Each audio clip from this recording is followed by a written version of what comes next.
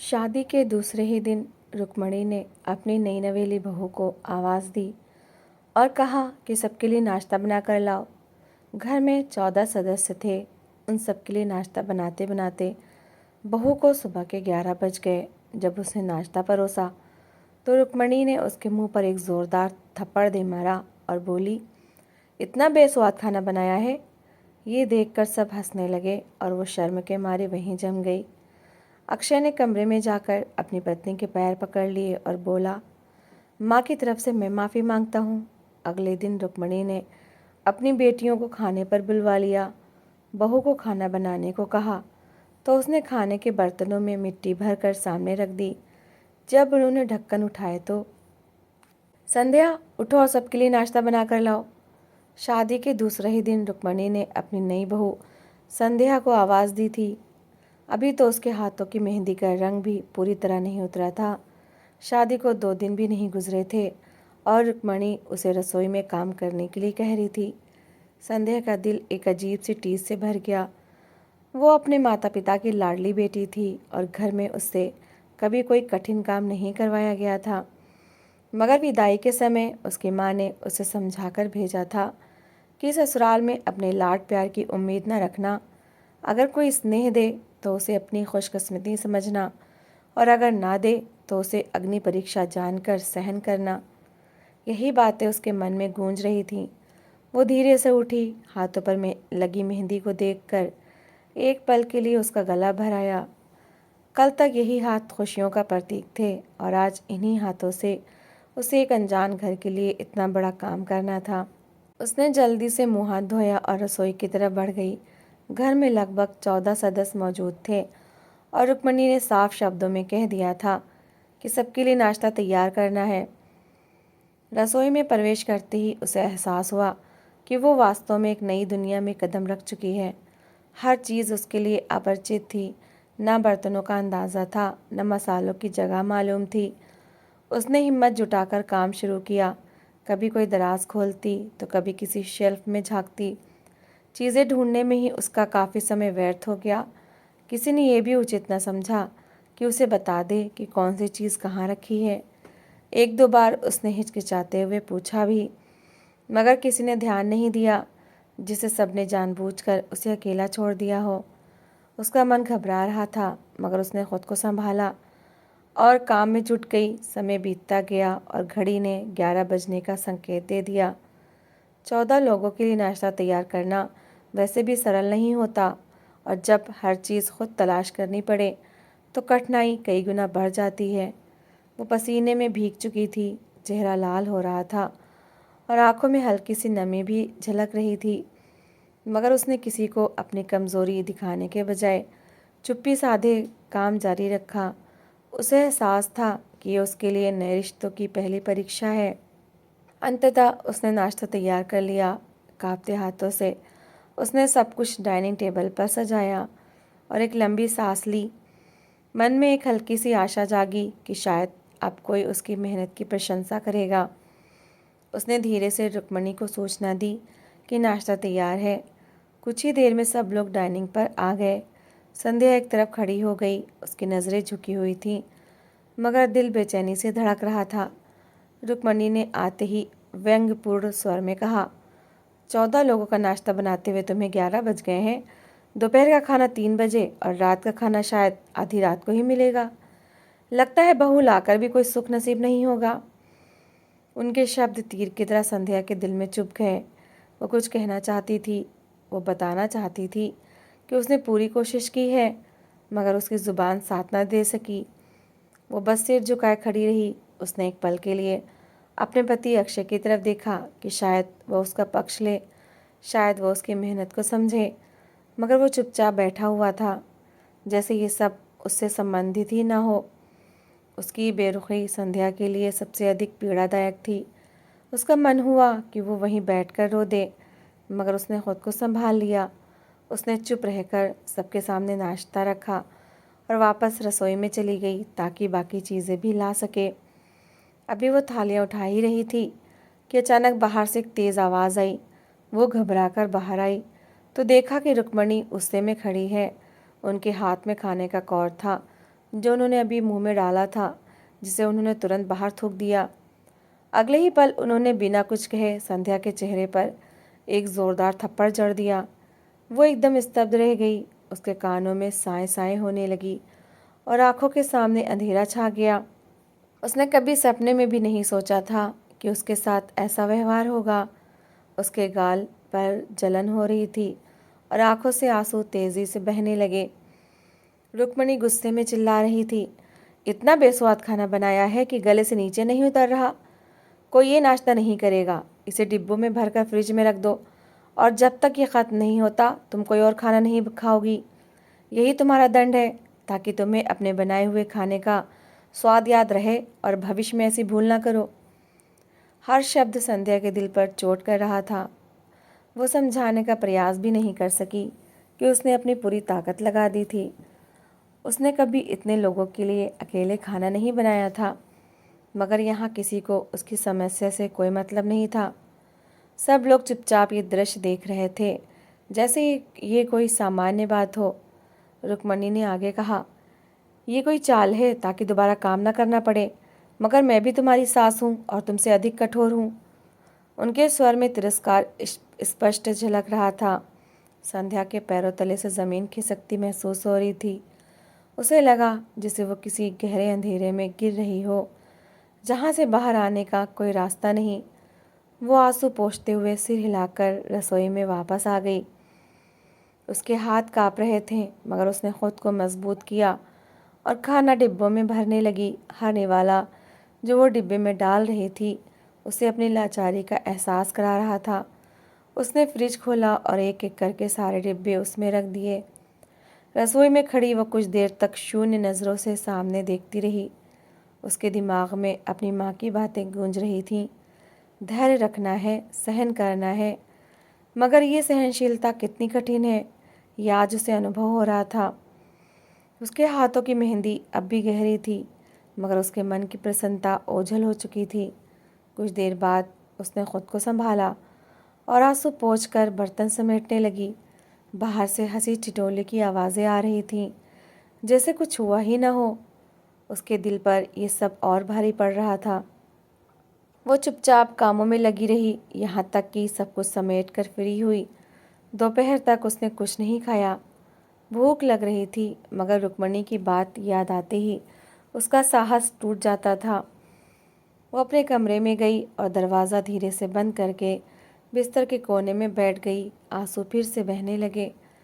वो अपने आप को संभालने की कोशिश कर रही थी कि दरवाज़ा धीरे से खुला।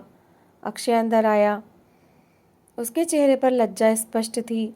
उसने कुछ पल संध्या को देखा, जो सिर झुकाए बैठी थी, फिर धीरे धीरे चलता हुआ उसके पास आया और अचानक उसके सामने ज़मीन पर बैठ गया। संध्या ने चौंक कर सिर उठाया तो देखा कि अक्षय उसके पैरों के पास बैठा है। अक्षय ने कोमलता से उसके पैर थाम लिए और बोला, मुझे क्षमा कर दो। आज जो कुछ हुआ उसके लिए मैं तुमसे माफ़ी मांगता हूँ। वो रुक गया, जिसे शब्द उसका साथ ना दे रहे हों। उसके स्वर में पश्चाताप स्पष्ट था। संध्या ने हैरानी से उसे देखा। वो कुछ समझ नहीं पा रही थी कि क्या कहे। अक्षय ने आगे कहा, मैं जानता हूँ तुम्हारे साथ बहुत अन्याय हुआ है। मुझे वहाँ तुम्हारे पक्ष में बोलना चाहिए था, मगर मैं चुप रहा। मैं अपनी इस चुप्पी पर शर्मिंदा हूँ। उसने सिर झुका लिया, जैसे वह खुद की नज़रों में भी खुद को देखने योग्य न रहा हो। संध्या के मन में एक विचित्र भाव उत्पन्न हुआ। एक तरफ उसके आंसू थे और दूसरी तरफ पति का इस प्रकार उसके सामने शर्मिंदा होना। उसने धीरे से अपने पैर खींचे और अक्षय को उठने का इशारा किया। वो खुद भी बेड से नीचे उतर आई। उसने धीमे स्वर में कहा, आप ऐसा ना करें, आप मेरे पति हैं। मगर उसकी आवाज़ में वो पहले जैसी कोमलता न थी, बल्कि एक हल्की सी कड़वाहट और टूटन शामिल हो गई थी। अक्षय ने उसकी ओर देखा और फिर अचानक उसे अपने पास खींचकर गले लगा लिया। संध्या उसके सीने से लगकर चुपचाप रोती रही। अक्षय ने उसके सिर पर हाथ फेरते हुए कहा, मैं वचन देता हूँ कि भविष्य में तुम्हें अकेला नहीं छोड़ूंगा। मैं तुम्हारे साथ हूँ। तुम्हें ये सब अकेले सहन नहीं करना पड़ेगा। संध्या ने आंखें बंद कर लीं। उसने उसे माफ़ तो कर दिया था, मगर दिल के किसी कोने में एक टीस बाकी रह गई थी। वो पल जब उसे सबके सामने थप्पड़ मारा गया और अक्षय मूक दर्शक बना रहा। वो दृश्य उसके दिमाग पर छप चुका था। वो चाह कर भी उसे भूल नहीं पा रही थी। शादी से पहले के दिन उसकी आंखों के सामने घूमने लगे। वो समय कितना अलग था। रुक्मणी उसे देख देख कर वारी वारी जाती थी।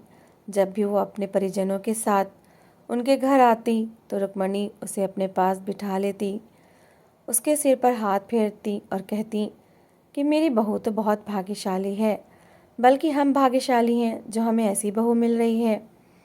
उनकी बातों में सच्चाई और अपनापन महसूस होता था। संध्या को याद आया कि कैसे अक्षय की बहनें उसके आसपास घूमती रहती थीं, उसके कपड़ों की तारीफ़ें करती थीं, उसके साथ हंसती खेलती रहती थीं। घर का हर सदस्य उससे इतना प्यार से मिलता था कि वो खुद हैरान रह जाती थी। उसे लगता था कि सच में उसे संसार का सबसे अच्छा ससुराल मिला है। वो अक्सर अपनी माँ से कहती थी, माँ, मैं बहुत सौभाग्यवती हूँ। आपने मेरे लिए कितना सुंदर घर चुना है। वहाँ सब लोग मुझे इतना स्नेह करते हैं जैसे मैं पहले से ही उस परिवार की सदस्य हूँ। उसकी आंखों में उस समय चमक होती थी और आंखों में अनगिनत सपने। इसी हर्षोल्लास में शादी का दिन आ गया।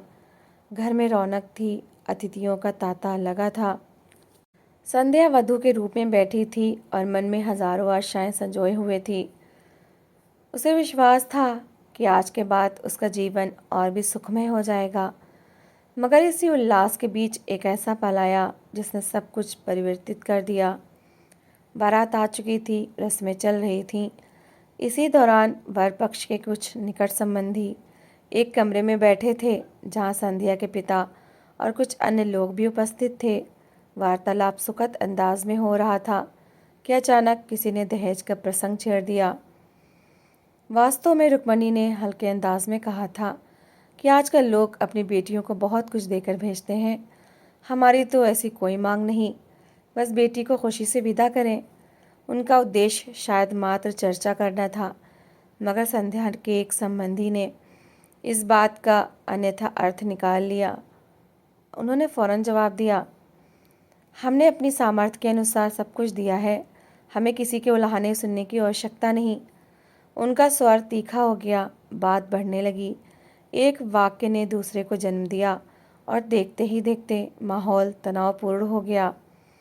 रुक्मणी को लगा कि उनकी बात का अनर्थ किया गया है और उन्हें सबके सामने प्रत्युत्तर दिया जा रहा है।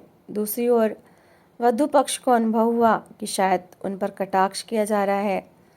कुछ पलों की कड़वाहट ने वर्षों के संबंधों को प्रभावित कर दिया।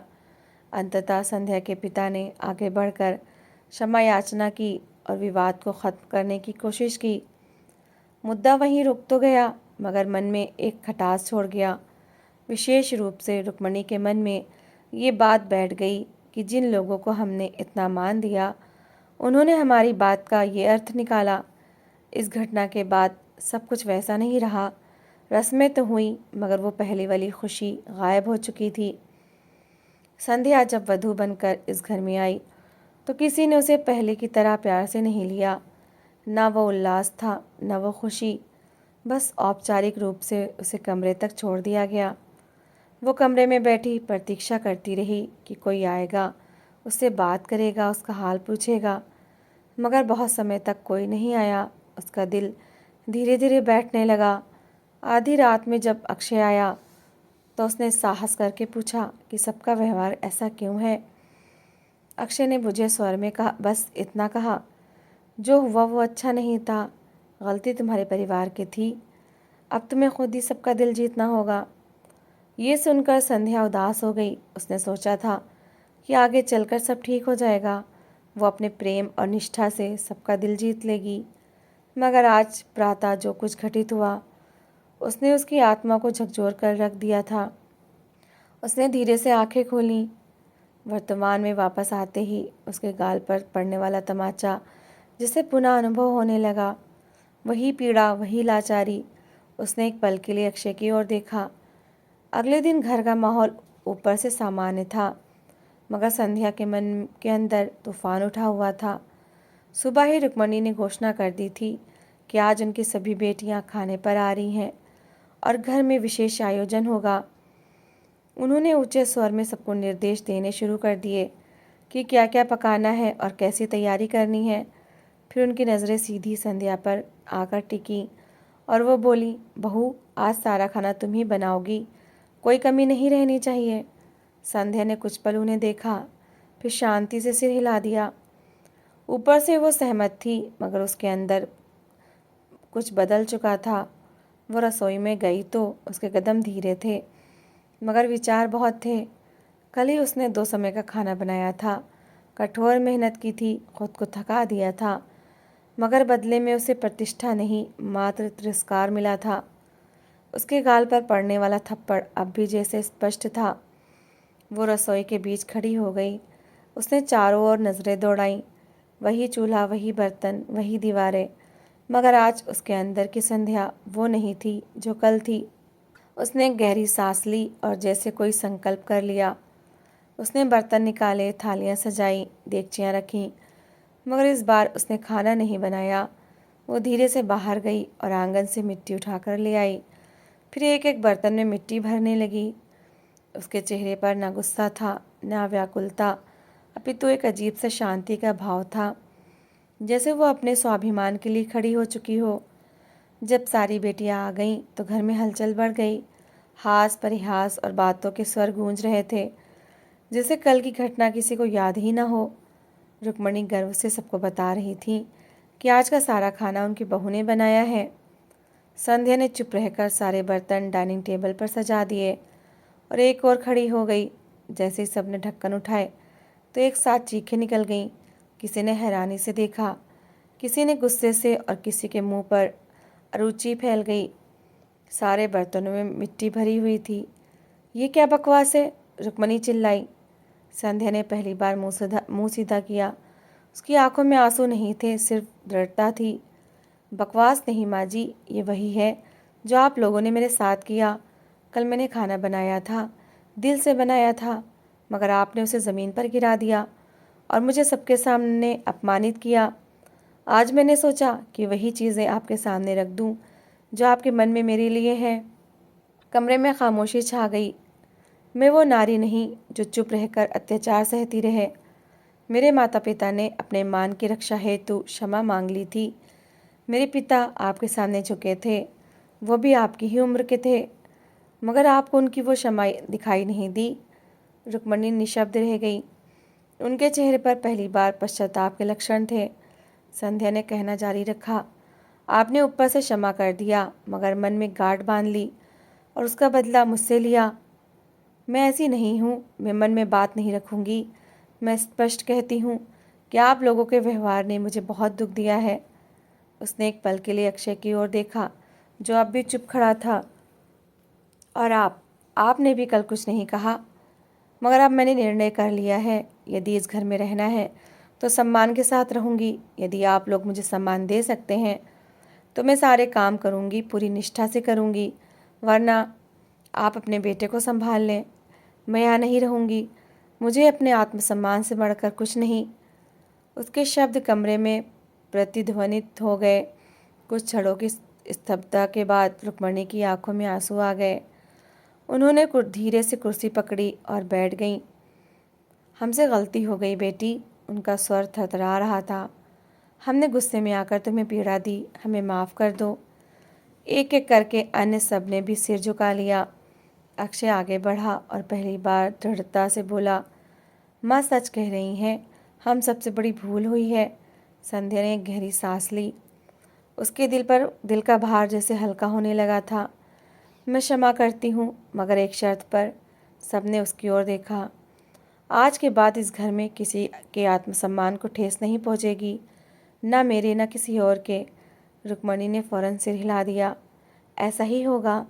संध्या के चेहरे पर पहली बार हल्की सी मुस्कान आई। उसने आंखें मूंद कर एक पल खुद को स्थिर किया। आज उसने सिर्फ खुद के लिए नहीं अपितु हर उस नारी के लिए आवाज़ उठाई थी जो चुपचाप प्रताड़ना सहती रहती है। उसी पल रुक्मणी धीरे धीरे अपनी जगह से उठी और संध्या के पास आ गईं। उनकी आंखों में ग्लानि स्पष्ट थी। उन्होंने आगे बढ़कर संध्या के सिर पर हाथ रखा और उसे अपने सीने से लगा लिया। बेटी, हमें सच में एहसास नहीं हुआ कि हम कब मर्यादा लांघ गए। तुमने आज हमें वास्तविकता का दर्पण दिखा दिया।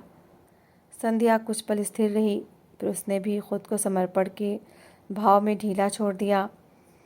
उसके मन का बोझ धीरे धीरे उतर गया। घर का माहौल बदलने लगा था। पहली बार इस संबंध में वास्तविकता आई थी और शायद यही ईमानदारी उन सबको एक नई शुरुआत देने वाली थी। तो दोस्तों, इस कहानी को लेकर आपकी क्या राय है, कमेंट बॉक्स में ज़रूर बताएं। और अगर आपको हमारी आज की कहानी अच्छी लगी हो तो प्लीज़ इसे लाइक ज़रूर करें। अगर आपने अभी तक हमारे चैनल को सब्सक्राइब नहीं किया तो ज़रूर कर लीजिए। तो मिलते हैं ऐसी ही एक और मोटिवेशनल कहानी के साथ। Thanks for watching.